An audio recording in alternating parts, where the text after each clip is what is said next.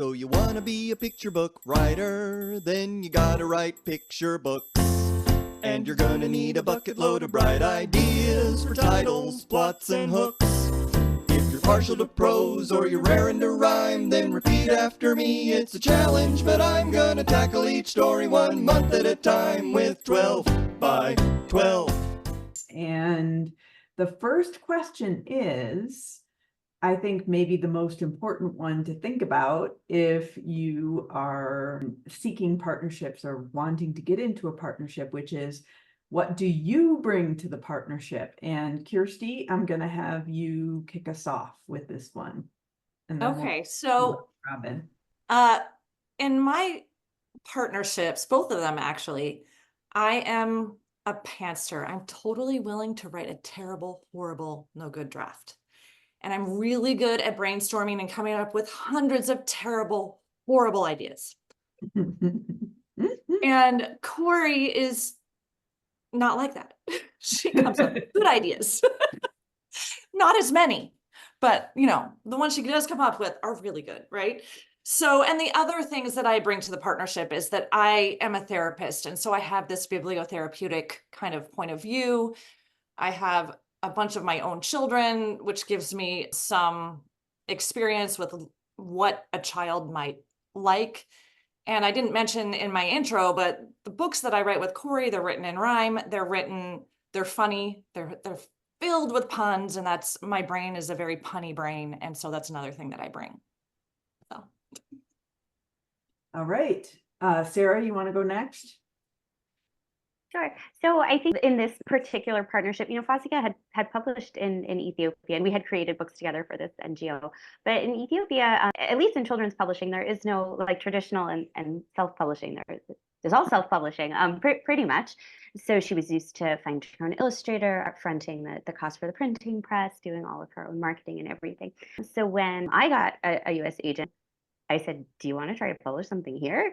And she did. So what I brought, at least on the business side, was my agent, who took her on immediately for this project and any projects we do together.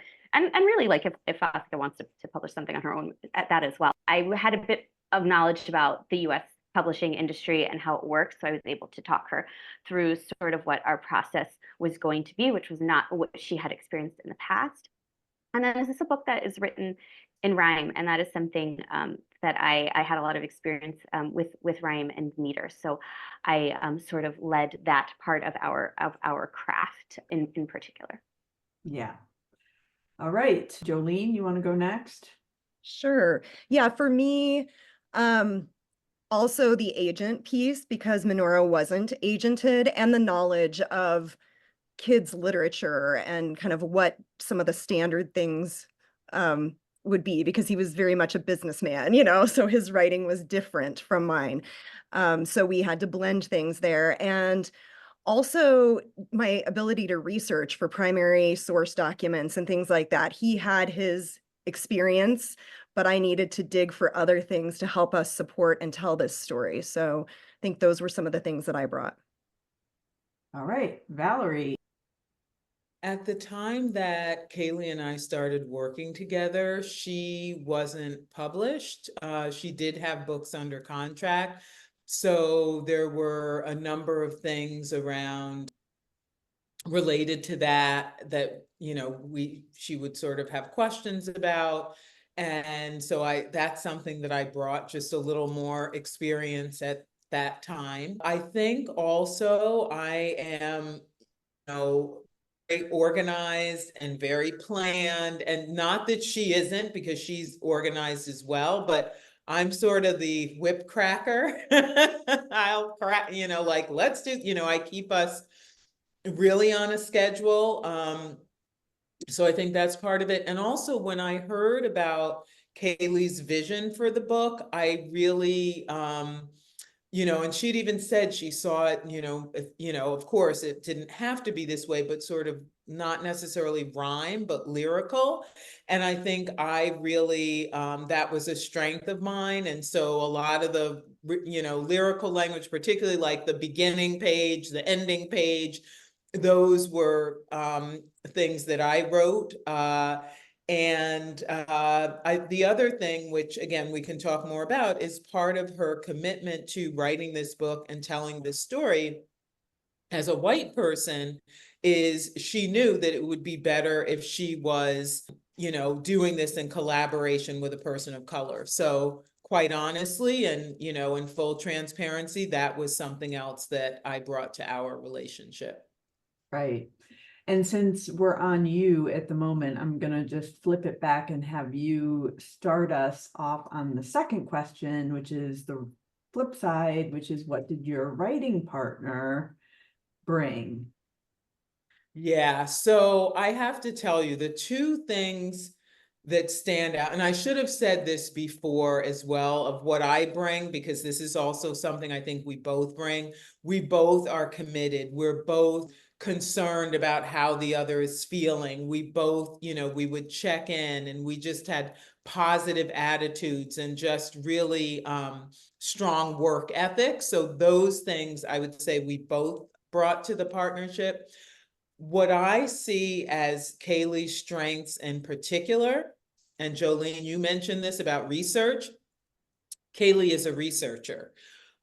She is just absolutely incredible. She loves it. In fact, her second book that came out, Kid Ventures, that was originally a picture book. And she was asked by the acquiring editor to turn it into middle grade. So she then had to research. I think she had maybe 20 kids in the picture book, and she had to up it to 40. So she's just a master researcher. So I learned from her as well about, how to source and so forth. And quite frankly, she took the lead on the back matter. Just as I said, I took the lead on certain pages and some of the language and wordsmithing. She really took the lead on the back matter. That doesn't mean I wasn't involved in reading and, as well, but she absolutely took the lead. And then the other thing that I really appreciated about her, because I say this to people, I don't feel I'm so focused on words that I'm not always the best. Even when my editor sends me sketches, I always have my husband look at them as well, because he's much more visual and I need someone else's input. And Kailei has an amazing eye for detail. As much as she's a great writer, she really can spot things as well in art, or think of things that I may not think of. So those are a couple of the things that she definitely brought, and I was grateful for. Yeah. Okay, Kirsti, I'll toss it to you next. Okay, so as I mentioned, Corey is just she has a very mathematical mind. And so when we're writing poetry, we're writing in rhyme, the meter has to be consistent. Everything has to be like perfect. And so she's very detail oriented. She's brilliant when it comes to rhyming and to noticing like details that I may overlook because I'm looking at more of the bigger picture, and she's looking, and she just hones in on, the tiny little minute things that are very important for writing a picture book. Every word matters, especially when we're rhyming. every beat matters. And so that was a really beautiful thing about working with Corey. Sarah? So one thing that was really important to me was, this is my first published book. That's very scary. So just having her friendship and just having somebody to do it with, like I was like, oh my gosh, thank goodness that I don't have to do this, by myself. I talked about how I had more experience with rhyme and meter, but she is a poet, and her lyricism is very beautiful, and her attention to language is one of her strengths. She also, like being Ethiopian, of course, her cultural knowledge was much deeper than mine, having just lived there for 5 years, but also because she was still living there when we started writing, like when we had a question that we both couldn't think of, and they were just such small things, like when this cloth is woven and then there's a fringe on the end, the strings are twisted together, but we didn't know how many at a time were twisted together. Was it 2? Was it 3? Was it 4? Like she could walk down the street to a weaving workshop. Like this is all just so embedded in the culture of all of Ethiopia, including the city. She would just ask them, and she would video people and then send me videos of people weaving, like anytime we had a question. So she also just, besides having that knowledge, she just also had this greater access to the information that we needed. Okay, Jolene.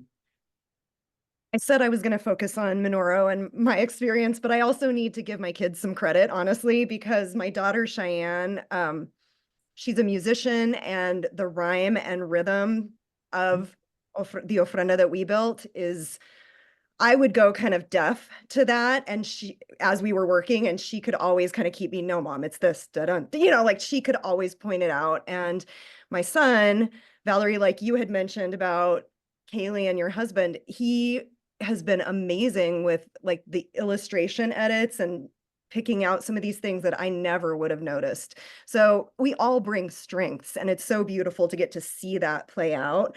Minoru, I mean, he brought his lived experience. He brought his bravery in wanting to share his story. We both have had, I should have said earlier that Minoru passed away about a year ago, a little over a year ago.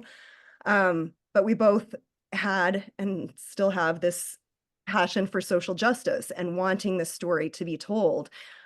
So that is really, you know, his bravery in telling this story all those years ago when so many people just wanted to stay quiet about it and move on with their lives. He started that, and then he just allowed me to kind of join him and share his story. Do it together, so never you fear. It's a handy little way to help you kick into gear. You're amazing, exciting. Look out, 'cause you're writing 12 by 12. 12 manuscripts. 12 by 12. 12 picture books.